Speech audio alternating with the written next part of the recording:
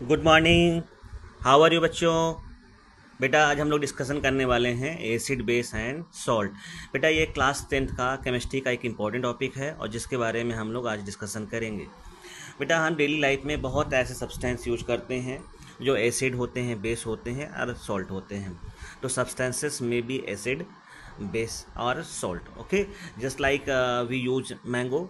Mango use करते तो हमें याद आता है कि मैंगो में क्या है। वी यूज़ वाटर, तो वाटर क्या है, एसिड है, बेस है। Just like we use cold drink, तो कोल्ड ड्रिंक एसिड है, बेस है या सॉल्ट है। Okay, there are many questions about acid, base and salt. तो firstly we will discuss about acid. Our topic is acid. बेटा आपके सामने एक स्क्रीन पे ये फ्लैश कर रहा है एसिड।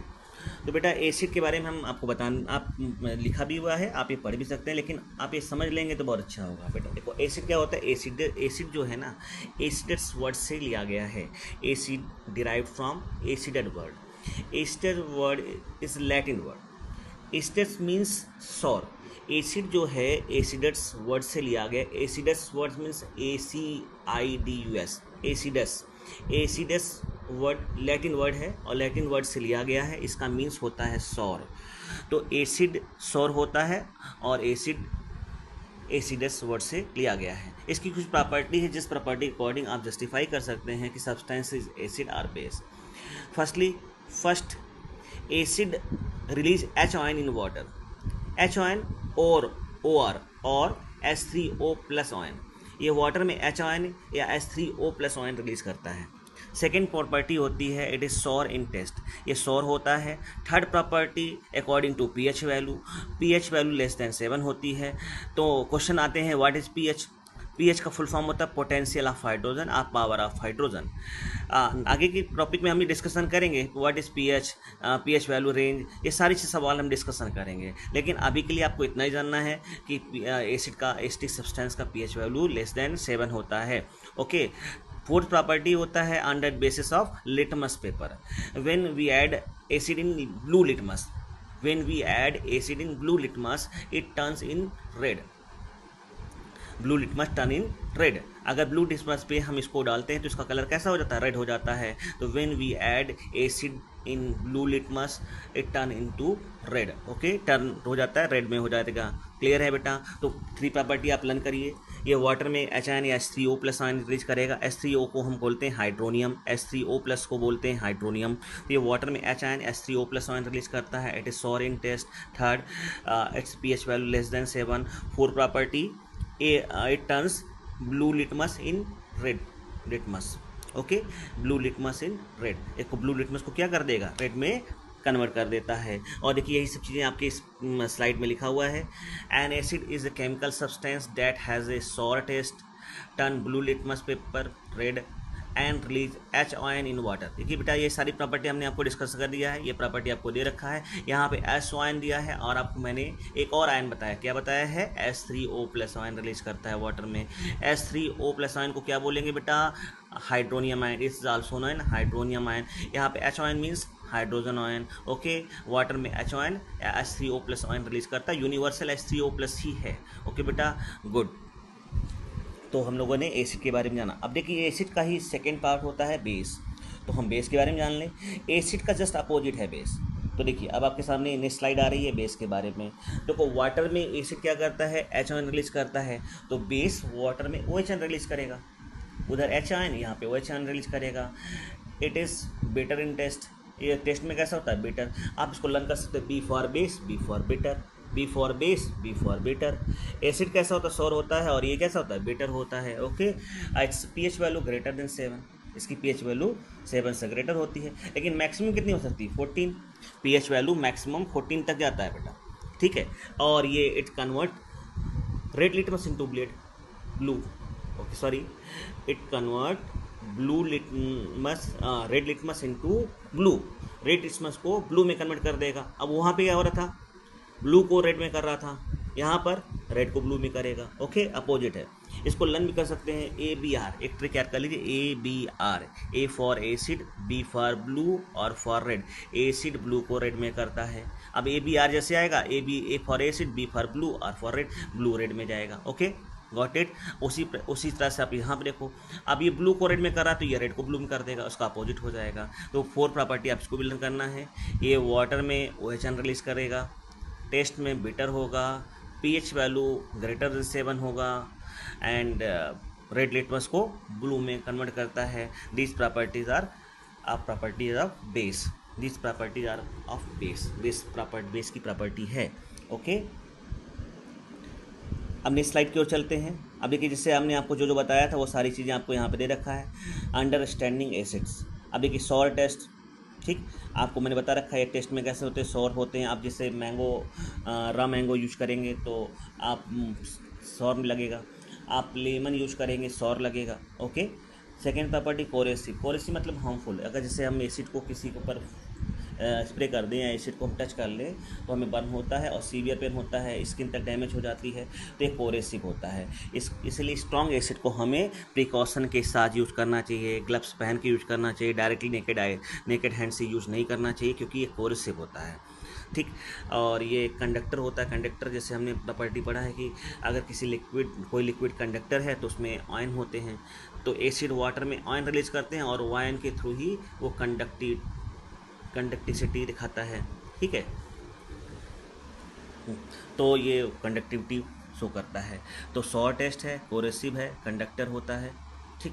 तो ये सारी प्रॉपर्टी हम लोगों ने एसिड के बारे में डिस्कस कर लिया है। अब देखिए एसिड के बारे में अगर मैं और बताऊं तो एसिड के बारे में आपको ये समझ में आना चाहिए, एसिड 2 टाइप्स के होते हैं, एक स्ट्रॉन्ग एसिड होते हैं और एक वीक एसिड होते हैं। ओके, तो अभी यहाँ पे जस्ट इतना रखते हैं, स्ट्रॉन्ग एसिड और वीक एसिड के बारे में आगे भी डिस्कशन करेंगे। देखिए हमारे पास कुछ ऐसे नेचुरल सोर्सेज होते हैं जिसमें एसिड्स होते हैं और इस एग्जाम में क्वेश्चन आते हैं कि किस नेचुरल सोर्स में कौन कौन से एसिड अवेलेबल होते हैं। जैसे आपसे पूछ लेता है कि बताओ लेमन में कौन सा एसिड होता है, कर्ड में कौन से एसिड पाए जाते हैं, which acids are found in curds, which acids are found in lemon, which acid is found in lemon. Okay, तो हमसे ऐसे सवाल एग्जाम में क्वेश्चन पूछे जाते हैं, तो हम लोग डिस्कशन करेंगे कि नेचुरल सोर्सेस ऑफ एसिड के बारे में। ओके, तो फर्स्ट विनेगर दिया हुआ है। विनेगर में एसिटिक एसिड होता है। विनेगर में एसिटिक एसिड का फॉर्मूला होता है CH3COOH। ओके, इसको लर्न करने का एक ट्रिक मैं बताता हूँ। वीना को एसिडिटी हो गया, आप इतना लर्न करो, वीना को एसिडिटी हो गया, वीना से विनेगार, एसिडिटी से एसिटिक एसिड, आपको हिंट मिल जाएगा। Veena vinegar, acidity acetic acid. Okay, lemon and orange में सिट्रिक एसिड दे रखा है, तो लेमन को और ऑरेंज को आप ऐसे याद करो, लेमन सिटी। जब भी आप बोलो लेमन सिटी बोलो, लेमन सिटी, लेमन और लेम सिटी से सिट्रिक एसिड, तो लेमन में कौन सा acid, citric acid. Orange city, orange से ऑरेंज और सिटी से सिट्रिक एसिड, आपको यहाँ भी लर्न हो गया। ऑरेंज सिटी, जैसे आपसे क्वेश्चन पूछा कि विच acid is found in lemon, lemon city citric acid. Okay, good answer निकल आया। कर्ड या मिल्क भी पूछ सकता है कि मिल्क में, तो कर्ड और मिल्क में दोनों में आपको बताना लैक्टिक एसिड। आज की डेट में हमने देखा है कि बहुत से डेयरी शॉप चलते हैं जहाँ पे कर्ड और मिल्क, पनीर, ये सारी चीज़ सेल की जाती है और डेयरी फार्म वाले बड़े पैसे कमाते हैं, लैक ऑफ मनी कमाते हैं। तो आप इसको लर्न कर सकते हैं, कर्ड बेच करके या मिल्क बेच करके लैक ऑफ मनी कमाते हैं। तो कर्ड बेच कर लैक ऑफ मनी, तो लैक से लैक्टिक एसिड, कर्ड में कौन सा acid, lack of money, lactic acid आ जाएगा।